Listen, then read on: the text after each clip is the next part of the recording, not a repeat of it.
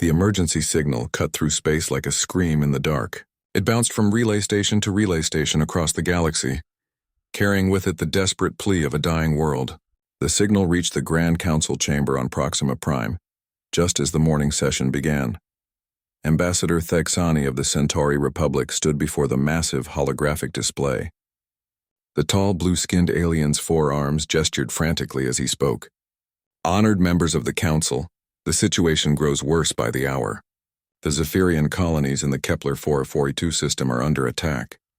The hologram showed a beautiful blue-green planet covered in floating crystal cities. Gardens hung in the air like jewels connected by bridges of pure light. Rivers flowed upward into the sky, defying gravity through advanced technology. It was a paradise home to 12 billion peaceful beings. The Vorthak swarm has found them, Thexani continued. His voice shook with fear. 3 days ago, the first ships appeared. Now half their world burns. The display changed. Where crystal cities once stood, only smoking ruins remained. The floating gardens crashed to the ground in pieces. Rivers of fire replaced the flowing water. Bodies of insect-like creatures the size of small buildings covered the landscape. They moved in perfect coordination, destroying everything in their path. Council member Yilthera of the aquatic world spoke next. Her translator device made her water bubble speech understandable to all. How many Vorthak ships? Over 3,000 confirmed, Thexani replied. They came from the Dark Nebula region. We believe this is their main fleet. Gasps echoed through the chamber. The Vorthak swarm was the stuff of nightmares. For 50 years, they had moved through the Outer Rim territories, consuming everything. They took apart entire worlds, eating the plants, animals, and even the soil itself. Nothing remained but bare rock when they finished. Our military is already stretched thin, said General Korvex of the warrior clans. His massive frame towered over the others, thick armor plates covering his hide. We have active conflicts in 3 other systems. The pirate wars in Sector 7, the border dispute with the hive minds, and the robot uprising on Mechanus Prime. Then we abandon the Zephyrians, asked Counselor Itza of the Trading Federation. Her small rodent-like features twitched with worry. 12 billion lives? We cannot spare the ships, General Korvex replied coldly. To defeat the Vorthak swarm would require our entire fleet. That would leave our other territories defenseless. What about mercenaries? Suggested Ambassador Thexani. We could offer payment. Territorial rights, mining licenses, quantum crystals. The chamber fell silent. Everyone knew mercenaries were unreliable at best. Most were pirates and criminals. Few had ships powerful enough to face the Vorthak. The Mandalorian war clans might help, offered General Korvex, but they demand too much payment, and the Steel Brotherhood is already contracted to the hive mind conflict. Counselor Itza checked her datapad. What about the Outer Rim species? The ones we haven't contacted yet? Most are too primitive, replied Thexani. They barely have spaceflight. Some still fight with chemical weapons and metal projectiles. Desperate times, muttered General Korvex. Send out an open bounty call. Offer it to anyone willing to help. Perhaps some small mercenary groups will answer. The decision was made. Within hours, subspace transmitters across the galaxy broadcast the same message. Emergency assistance required. Kepler 442 system under attack by Vorthak swarm. Seeking military aid. Payment. Territorial rights to 3 systems, mining rights to asteroid belt, and 50 tons of quantum crystals. Respond immediately. Far from the core worlds in the lawless Outer Rim territories, the cargo ship Defiance Edge drifted through space. The vessel looked like it had seen better days. Scorch marks covered its hull.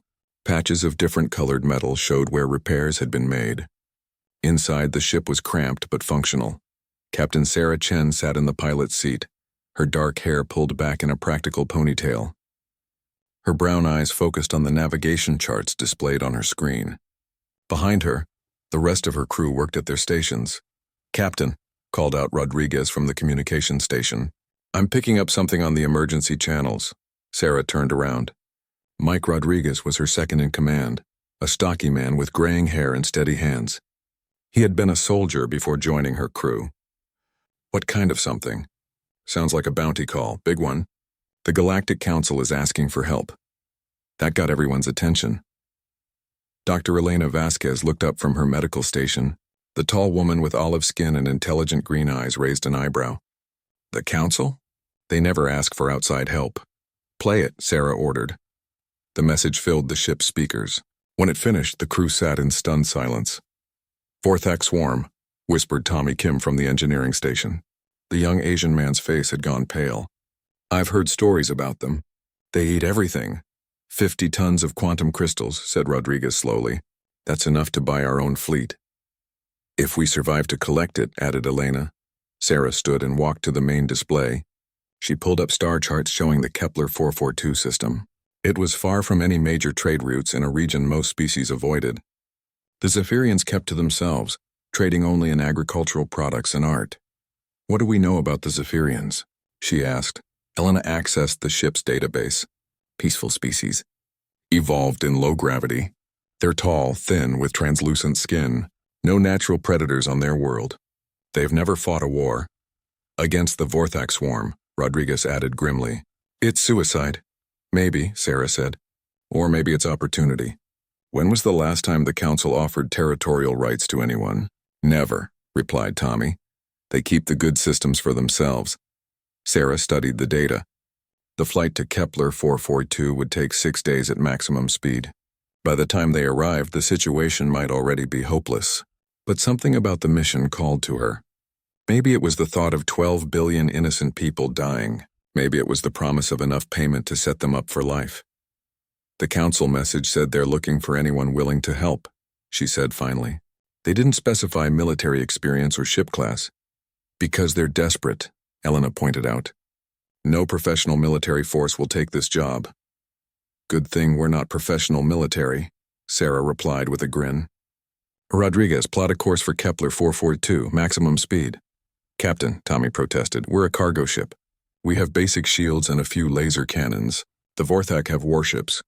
We also have something they don't expect, Sarah said. We're human. The crew exchanged glances.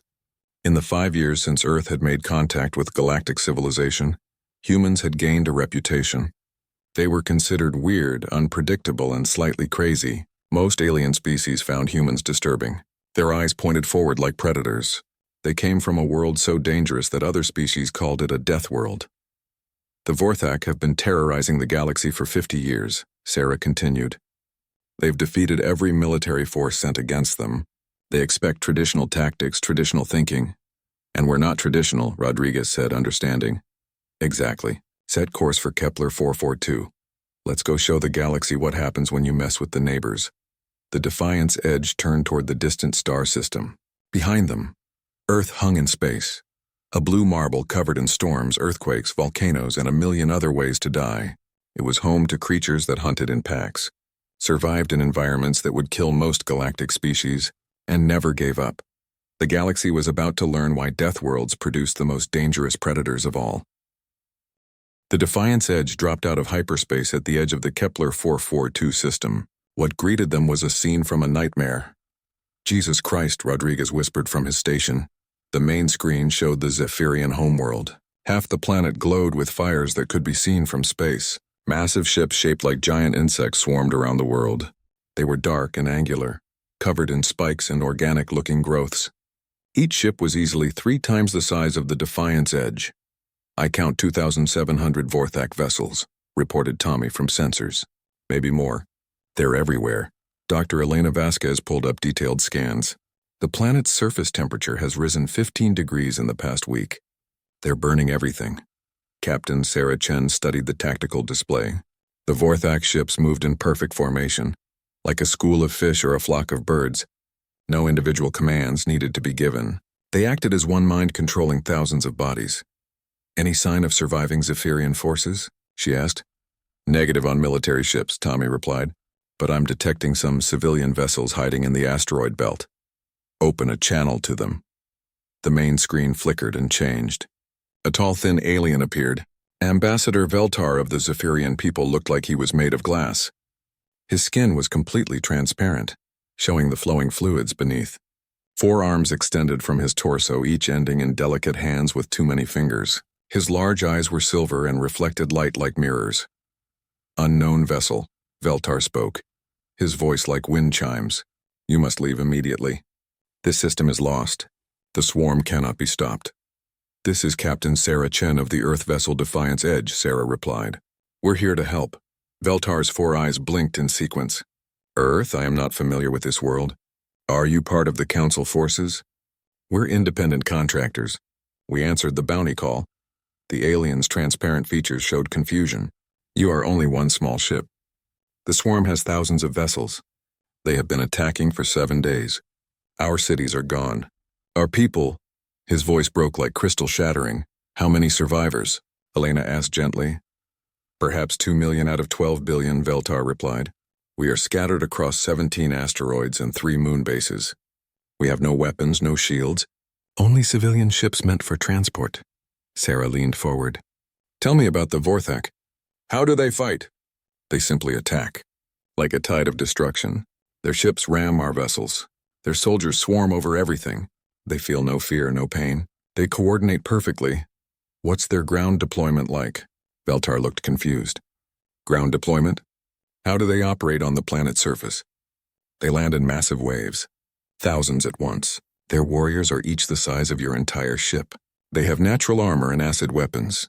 They move together like one creature with many bodies. Rodriguez called up files from their database. Captain, we have some intel on Vorthak biology. They're insectoid, hive-minded. Each individual is connected to the group consciousness. Weaknesses? Sarah asked. Unknown, Rodriguez replied.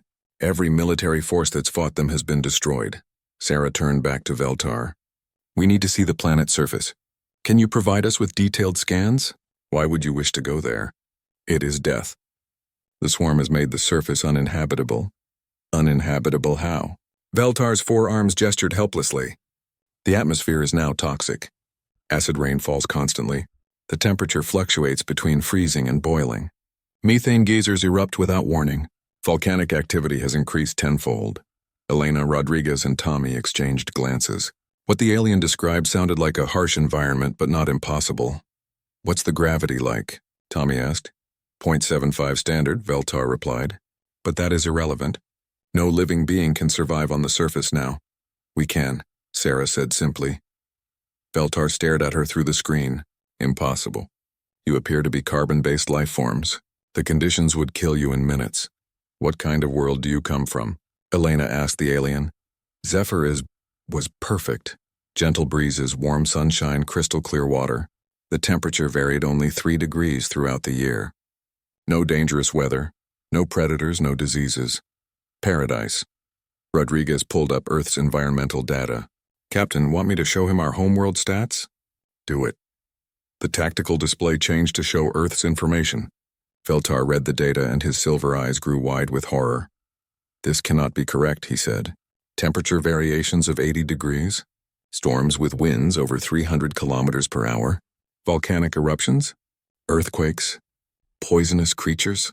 Your world is a death trap. We call it home, Sarah replied. How do you survive? We adapt, Elena said. Our species evolved to handle extreme conditions. Veltar was quiet for a long moment. When he spoke again, his voice was thoughtful. You are from a death world. I have heard of such places but never met beings who survived them.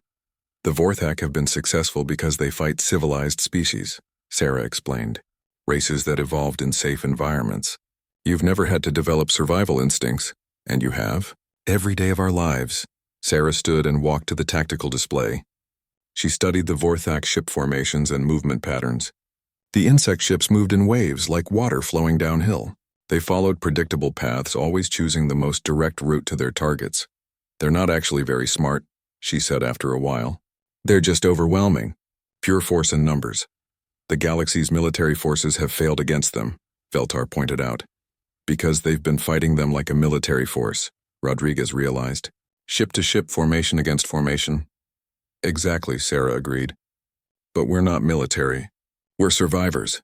Tommy pulled up more data about the planet's surface. Captain, look at this. The Vorthak are avoiding certain areas. High radiation zones, areas with unstable geology, regions with toxic gas concentrations. They have limits, Elena observed. Things even they can't handle. Sarah smiled. It was not a pleasant expression. Rodriguez, start plotting approach vectors that use the planet's natural hazards as cover. Elena, I want a full analysis of what kind of environment we're dealing with. Tommy, scan for any areas where we can land without being detected. You truly intend to go to the surface? Feltar asked. We're going to do more than that, Sarah replied. We're going to show the Vorthak what happens when a Deathworld species gets annoyed. She turned to her crew. Start prepping the equipment. Hazmat suits, portable life support, emergency shelters. We're going hunting. Captain, Veltar called out. Even if you could somehow survive on the surface, you are only 4 beings. The swarm has millions of warriors. Quality over quantity, Sarah said. Besides, we have advantages they don't expect, such as... Sarah looked at her crew. Rodriguez was checking weapon systems. Elena was analyzing atmospheric data. Tommy was plotting landing zones. All of them worked with calm efficiency, showing no fear despite the impossible odds. We're human, Sarah replied. We're the most dangerous predators our world ever produced, and we're really good at making things that want to kill us regret the attempt. The screen went dark as she cut the connection. Outside the ship, the Vorthak swarm continued its methodical destruction of paradise. They had no idea what was coming for them. The Defiance Edge descended through the toxic atmosphere of the Zephyrian homeworld like a ghost. Sarah had chosen their approach carefully, using a radiation storm to mask their signature. The ship shook violently as they passed through layers of acid clouds and superheated air. Hull temperature is approaching critical, Tommy reported from engineering. But the stealth coating is holding. Atmospheric composition is 60% normal oxygen, 40% toxic compounds, Elena announced. Mostly sulfur dioxide and methane, fatal to Zephyrians in minutes. Perfect for us with the right equipment, Rodriguez added, checking his gear. Sarah piloted the ship through a canyon that hadn't existed a week ago. The Vorthak bombardment had carved new landscapes across the planet. Twisted metal from destroyed cities jutted up like broken teeth. Rivers of molten rock flowed where gardens once bloomed. Landing zone is 2 clicks ahead, she announced. It's a methane marsh. Toxic, unstable, and the Vorthak are avoiding it. Wonder why, Rodriguez muttered, but he was grinning. They touched down on a small island of solid ground surrounded by bubbling swamp. The landing gear sank slightly into the soft soil. Outside, geysers of poisonous gas erupted randomly from the marsh surface. Suits on, everyone, Sarah ordered. The human crew donned their environmental gear. The suits were designed for the worst conditions Earth could offer. They could handle temperatures from -50 to +150 degrees Celsius. The air recyclers could filter out most known toxins. Built-in heaters and coolers maintained comfortable body temperature. Comms check, Sarah said as they prepared to exit the ship. Rodriguez here. All systems green. Elena here. Medical kit ready. Tommy here. Electronics operational. They stepped out onto the alien world. The gravity was lighter than Earth normal, making them feel stronger and faster. The air shimmered with heat distortion. In the distance, massive Vorthak warriors moved across the landscape like living tanks. First observation, Elena said, scanning the area. The Vorthak are avoiding this entire region. Probably because of the methane concentrations. Smart bugs, Rodriguez commented. Methane plus heat equals boom. Sarah studied the terrain through her suit's enhanced vision. The marsh extended for kilometers in all directions. Islands of solid ground provided stepping stones across the poisonous water. Ancient Zephyrian structures, now broken and abandoned, dotted the landscape. There, she pointed to a group of Vorthak warriors about a kilometer away. 6 of them. They're following the high ground, staying away from the marsh. The creatures were even more terrifying up close.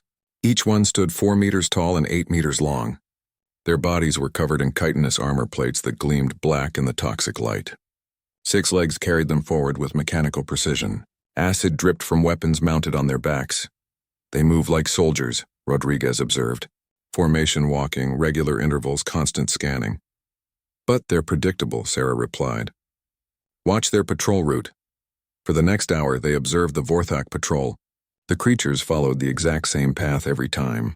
They stopped at the same points, scanned in the same directions, moved at the same speed. Perfect coordination, but no flexibility.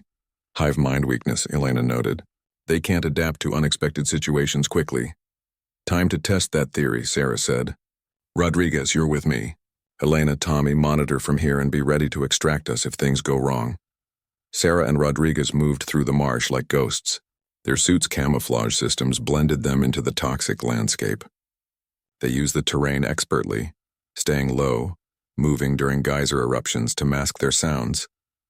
They positioned themselves along the Vorthak patrol route, hidden behind a fallen crystal spire. Sarah pulled out a small device from her pack. "Proximity mine," she whispered. "Earth manufacture. Designed for use in chemical warfare zones." She placed the mine in the creature's path and they retreated to a safe distance. When the Vorthak patrol reached the spot, the lead creature stepped directly on the mine. The explosion was impressive. The mine used thermite charges specifically designed to penetrate armor. The lead Vorthak warrior simply disappeared in a ball of fire and molten metal. The other 5 stopped instantly, their heads turning in perfect synchronization. "They're confused," Rodriguez observed. "Look at them." The surviving Vorthak stood motionless for nearly 30 seconds. Their hive mind was trying to process what had happened. Finally, they began moving again, but their formation was broken. They moved erratically, scanning in all directions. They've never encountered guerrilla tactics, Sarah realized. They don't know how to respond to invisible enemies. Over the next 6 hours, the humans turned the marsh into a death trap.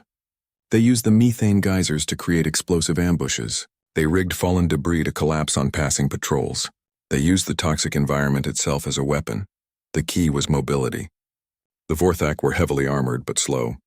The humans were smaller, faster, and understood the terrain better. They struck without warning and disappeared before the enemy could respond. "Patrol Group 7 has been eliminated," Elena reported from their observation post. "That's 43 Vorthak down." "And they still don't know where we are," Tommy added with satisfaction. But Sarah was thinking bigger. "This is just the beginning. We need to draw more of them here." "How?" Rodriguez asked. Sarah pointed to a massive Vorthak staging area visible in the distance. Hundreds of the creatures moved supplies and equipment through a valley between 2 mountain ranges. "We make them think there's something important here, something worth protecting or attacking." "Like what?" Sarah smiled. "Survivors. Elena, can you rig up some Zephyrian communication equipment to broadcast a false signal?" "What kind of signal?" "Make it look like there's a group of civilian refugees hiding in this marsh. Broadcast it on Zephyrian emergency frequencies." Elena worked for an hour, modifying equipment salvaged from abandoned Zephyrian structures. Finally, she activated the signal. "Done. I'm broadcasting a distress call claiming 200 Zephyrian civilians are trapped in the marsh with limited supplies." Within minutes, Vorthak forces began converging on their position.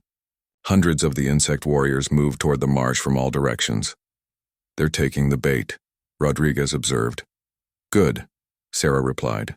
"Now we show them what a real trap looks like." The humans had spent hours preparing the marsh. Every geyser had been rigged with explosives. Collapsed bridges created choke points. Pools of acid had been diverted into kill zones.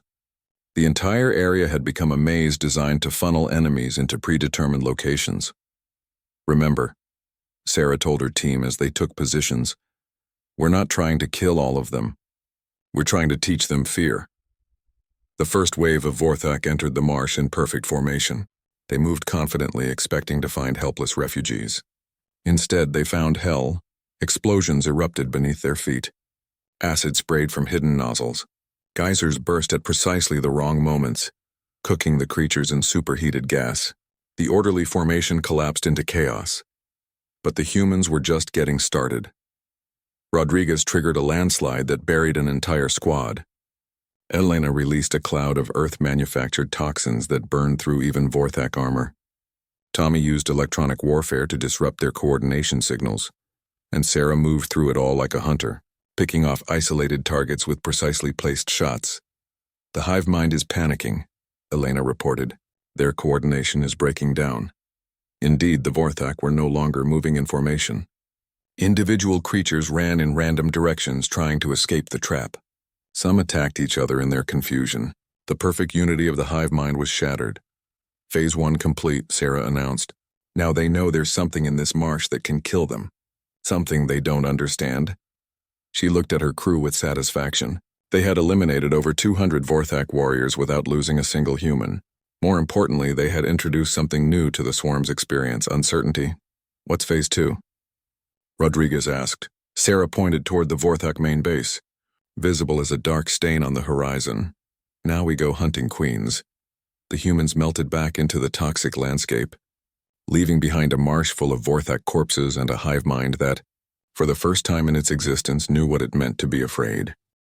The Vorthak main base sprawled across 50 square kilometers of what had once been the Zephyrian capital city. Massive bioships had landed like sleeping giants, their hulls pulsing with organic life. Between them, thousands of warrior drones moved in precise patterns, building hive structures from the bones of the destroyed city. Sarah watched the base through her scope from a ridge 10 kilometers away. The scale was overwhelming. Each bioship was the size of a city block. The warrior drones numbered in the tens of thousands. At the center of it all, a massive structure grew from the ground like a cancer. "The Queen's Chamber intel report," she said to her team. Elena consulted her scanner. "I count 47 bioships, approximately 30,000 warrior drones, and unknown numbers inside the vessels. The Queen's Chamber is heavily shielded, probably 2 kilometers underground." "Defenses?" Rodriguez asked. "Energy barriers around the perimeter, automated weapon systems, constant patrols. And that's just what we can see on the surface." Tommy shook his head. "Captain, this isn't like the marsh. We can't hide in toxic swamps here." "They've cleared the area of all natural hazards, have they?" Sarah asked. She was studying topographical maps of the region. "What's directly under the base?" Elena consulted geological surveys. "Old mine shafts. The Zephyrians extracted crystal formations from underground caverns. The tunnel system extends for hundreds of kilometers. Flooded?" Rodriguez asked. "Some sections. Others collapsed." "It's a maze down there," Sarah smiled. "Perfect. What about the water table?" "Extensive underground rivers. The mining operations diverted several major waterways through the tunnel system." "Even better. Elena, what kind of biological agents do we have in storage?" Elena checked their supplies. "Standard Earth bacteria cultures for terraforming operations. Some pretty aggressive stuff. Why?" "Because we're going to poison their entire operation from the inside out." Sarah outlined her plan. It was ambitious, dangerous, and completely insane by galactic military standards. It was also exactly the kind of asymmetric warfare that humans excelled at. "The Vorthak hive mind expects direct assault," she explained. "They've positioned their defenses to repel ship-to-ship combat or ground invasions. They're not prepared for enemies who attack from below, using biological warfare and environmental manipulation." The first phase involved accessing the underground tunnel system. Tommy rigged climbing gear designed for Earth's most dangerous cave systems. The tunnels had been carved for delicate Zephyrian bodies, not human explorers. But the team adapted. They entered through a mine shaft 30 kilometers from the main base. The tunnels were flooded with acidic water that would have dissolved most galactic species in minutes. The humans simply sealed their suits and used underwater breathing equipment. "Water temperature is 45 degrees Celsius, Elena reported as they swam through the flooded passages. "pH level of 2.3, highly corrosive." "Just like the thermal pools in Yellowstone," Rodriguez replied. "Remember our training there?" They navigated by memory and instinct, skills developed on a world where getting lost meant death. The tunnel system was a three-dimensional maze, but humans had evolved to navigate complex terrain. They marked their path with chemical tracers and moved steadily toward their target. After 6 hours of underwater travel, they reached a vertical shaft that led up toward the base. Tommy deployed micro-cameras to scout ahead. "We're directly under the bioship cluster," he reported. "I can see Vorthak infrastructure above us. Organic pipes, power conduits, some kind of feeding system." "That's our entry point," Sarah said. "Elena, deploy the biological agents." Elena opened sealed containers and released Earth bacteria into the water system. The microorganisms were designed to break down organic materials. They reproduced rapidly in warm, acidic conditions. Within hours, they would spread throughout the Vorthak bioinfrastructure. "Phase 2, Sarah announced. They climbed the vertical shaft using equipment designed for cave rescue operations. The Vorthak had never encountered enemies who could scale sheer rock faces in toxic conditions. Their defenses faced outward, not upward from below. The humans emerged inside a bioship's digestive system. The walls pulsed with alien life, processing captured Zephyrian materials into nutrients for the hive. It was like being inside a living stomach. "Disgusting," Rodriguez muttered, but he was already planting explosive charges. "Effective," Sarah corrected. "They're converting biomass to feed the entire hive. Cut this off and they starve." They moved through the bioship like antibodies attacking an infection. The Vorthak had never designed defenses against internal threats. Their warrior drones were positioned to fight external enemies, not infiltrators moving through their life support systems. Elena released more biological agents, this time targeting the ship's immune systems. The bacteria began attacking the vessel's organic components, causing system failures throughout the structure. Bioship 3 is showing signs of distress, Tommy reported, monitoring the alien vital signs. Respiratory functions declining, neural activity becoming erratic. Good. Move to the next target. They spent 12 hours inside the Vorthak base, moving from bioship to bioship like a plague. The bacteria spread faster than the hive mind could respond. Organic systems began failing across the entire complex. But the real target was still ahead, the Queen's chamber. The tunnel to the Queen led deep underground, through rock formations that would have required massive excavation equipment for most species. The humans simply adapted their climbing techniques, using pitons and rope systems to descend through natural cracks in the stone. 2 kilometers down, Elena reported as they rappelled through the darkness. The Queen's biosignatures are getting stronger.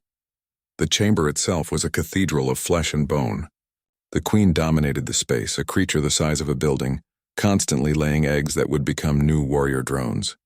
Thousands of attendant drones moved around her, feeding her, maintaining her, protecting her. How do we get past all those guards? Tommy whispered. Sarah was studying the chamber's ecology. The Queen breathed through massive organic vents that connected to the surface. The air circulation system was entirely biological. We don't fight them, she said. We suffocate them. Elena prepared their most aggressive biological agent, anaerobic bacteria that consumed oxygen and produced methane. When released into the chamber's air system, it would turn the Queen's own breathing apparatus against her. This will kill everything in the chamber, Elena warned. Including the Queen, Sarah replied. That's the point. They released the bacteria into the ventilation system and retreated. Within minutes, the oxygen levels in the chamber began dropping. The Queen's massive body started convulsing as she struggled to breathe. The attendant drones panicked. For the first time in the hive mind's existence, the Queen was in mortal danger from an enemy they couldn't see or fight. The perfect coordination of the hive began breaking down as individual drones tried desperately to save their monarch. All bioships are showing critical system failures, Tommy reported. The bacterial infection has spread throughout the entire base. Above ground, the Vorthak base was dying. Bioships collapsed as their organic systems failed. Warrior drones wandered aimlessly as the hive mind's central coordination faltered. The perfect unity that had made them unstoppable was crumbling. Phase 3, Sarah announced. They ascended from the depths like avenging spirits. The Vorthak base was in chaos. Systems were failing everywhere. The remaining warrior drones were confused and leaderless. The humans moved through the base systematically, planting charges on critical infrastructure. They had studied the Vorthak for days, learning their weaknesses, understanding their biology. Detonation in 60 seconds, Rodriguez announced. They reached the surface just as the charges exploded. The bioships erupted in chains of fire and organic debris. Secondary explosions spread as fuel stores and weapon systems cooked off. The Queen's chamber collapsed, taking with it the central mind that had coordinated the entire swarm. From their observation point on the ridge, the humans watched the Vorthak base burn. Surviving warrior drones wandered in circles, cut off from the hive mind that had guided them their entire existence. Mission accomplished, Sarah said with satisfaction. Elena was monitoring galactic communications frequencies. Captain, I'm picking up signals from all over the sector. Vorthak forces everywhere are showing signs of coordination breakdown. The whole swarm was connected to this Queen, Rodriguez realized. We didn't just kill a base. We lobotomized their entire species, Sarah nodded. One Queen, 50 billion drones. Classic centralized weakness. Tommy was scanning for remaining threats. Some Vorthak ships are trying to retreat, but they're moving randomly. No coordination, no planning. Let them run, Sarah said. Without the hive mind, they're just big bugs. The galactic forces can handle them now. She activated her communicator to contact Ambassador Veltar. The Zephyrian appeared on screen, his transparent features showing amazement. The swarm ships are retreating, he said in wonder. Our sensors show massive system failures across their entire fleet. How did 4 beings accomplish what our entire military could not? We used their strength against them, Sarah replied. Perfect coordination becomes a fatal weakness when you cut the central connection. But the conditions on the surface, the toxic environment, how did 3 weeks after the Battle of Kepler 442, Ambassador Veltar stood before the Grand Council once again. This time the chamber was packed. Representatives from across the galaxy had come to hear his report. The destruction of the Vorthak swarm had sent shockwaves through galactic civilization. Honored members, Veltar began, his crystalline voice carrying clearly through the vast space. I stand before you today because of 4 beings from a world called Earth. They accomplished what 50 years of galactic military might could not. He activated the holographic display. Images filled the air above the council floor. The burning Vorthak base, the collapsed bioships, the scattered remains of what had been an unstoppable force. The humans call themselves Captain Sarah Chen, Sergeant Mike Rodriguez, Dr. Elena Vasquez, and Engineer Tommy Kim, Veltar continued. They arrived in a single cargo vessel. No military escort, no advanced weaponry, no support fleet. Murmurs rippled through the chamber. General Korvax of the warrior clans leaned forward. One ship defeated the entire swarm. Not defeated in the way we understand warfare, Veltar explained. They used tactics we have never seen. They turned the planet's hostile environment into a weapon. They infiltrated the enemy base through underground tunnels.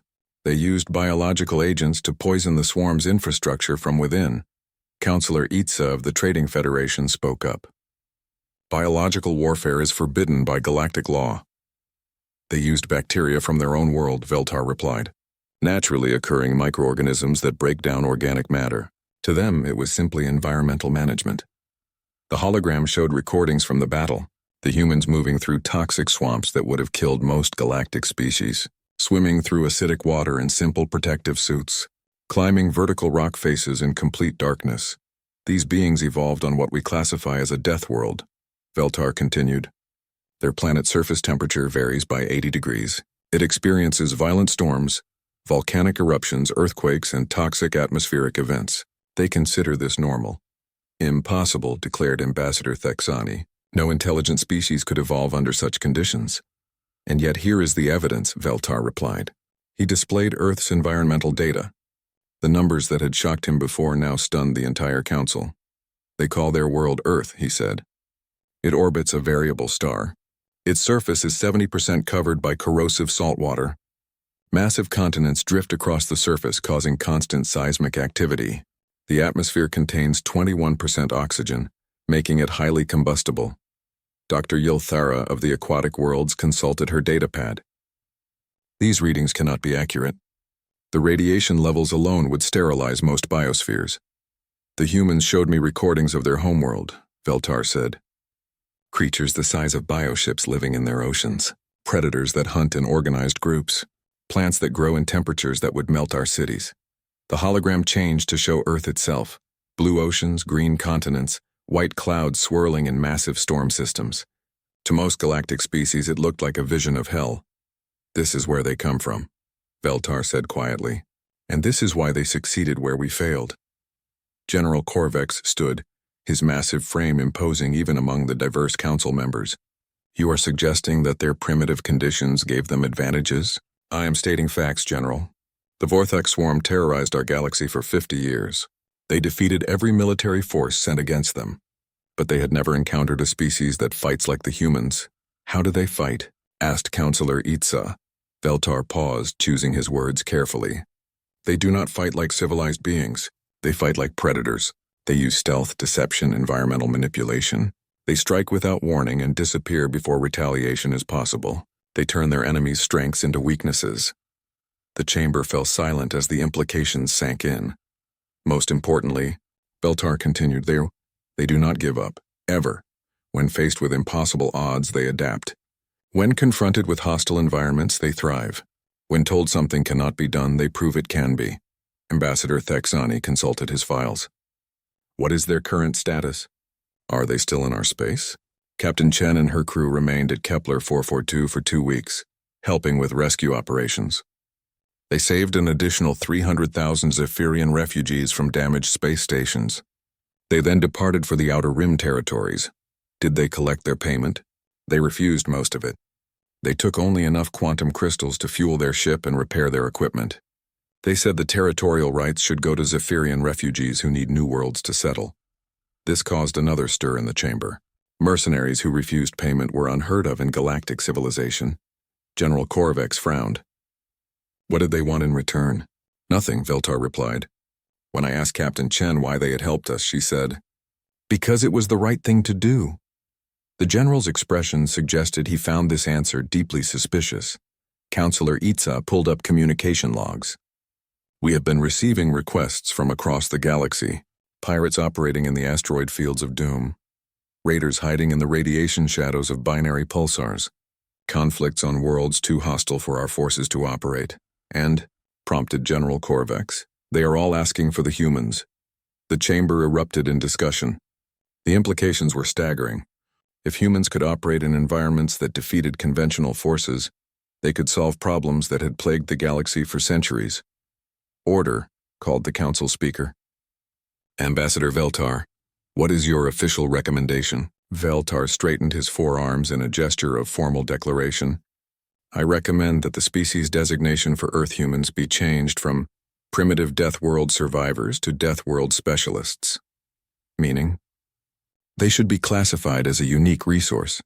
When conventional solutions fail, when environments are too hostile for normal operations, when problems seem impossible to solve, we call the humans. Dr. Yilthara raised a concern. Are they not dangerous? A species capable of such destruction? They are dangerous, Veltar agreed. But their danger is focused and controlled. They destroyed the Vorthax swarm because the swarm threatened innocent lives. They refused payment because they did not act for profit. They helped with rescue operations because they value life. They are warrior philosophers, he continued, capable of extreme violence when necessary, but guided by moral principles. They have what they call rules of engagement. General Korvax was skeptical. And if they decide we are threats, then we are probably already dead, Veltar replied bluntly. But they have shown no hostility toward peaceful species. Indeed, they seem driven to protect those who cannot protect themselves. The council speaker called for a formal vote. All in favor of reclassifying Earth humans as Deathworld specialists. Every hand, tentacle, and appendage in the chamber rose in agreement. Motion carried unanimously. Let it be recorded that Earth humans are designated as specialist contractors for extreme environment operations. As the council session ended, Veltar remained at his podium. He activated his personal communicator and sent a message to a cargo ship somewhere in the outer rim. Captain Chen, this is Ambassador Veltar. The council has formally recognized your people as specialists in extreme operations. We are forwarding several requests for assistance. The payment for each is substantial. The reply came back quickly. Sarah Chen's voice was warm but tired. Thanks for the recognition, Ambassador. Send us the files. We'll look at them and see where we can help. Captain, Veltar added, there is something else. My people are composing what you would call a song about your actions here. Would you like to hear it? Maybe later, Sarah replied. Right now we have a distress call from the mining colonies. Something about creatures from the planet's core attacking the settlements. The miners say the environment is too hostile for anyone to help them. Veltar's transparent features formed what might have been a smile. Too hostile for anyone except humans. Exactly. Chen out. The communication ended, but Veltar continued staring at the display. In the distance, stars twinkled like diamonds against the black of space. Somewhere out there, 4 beings from a death world were heading toward another impossible situation. And somehow, Veltar was certain they would find a way to solve it. The galaxy had learned something important. When you didn't know who else to call, you called the humans. They might be strange, dangerous, and completely unpredictable, but they got results. And in a universe full of impossible problems, that was exactly what everyone needed. The age of human problem solvers had begun.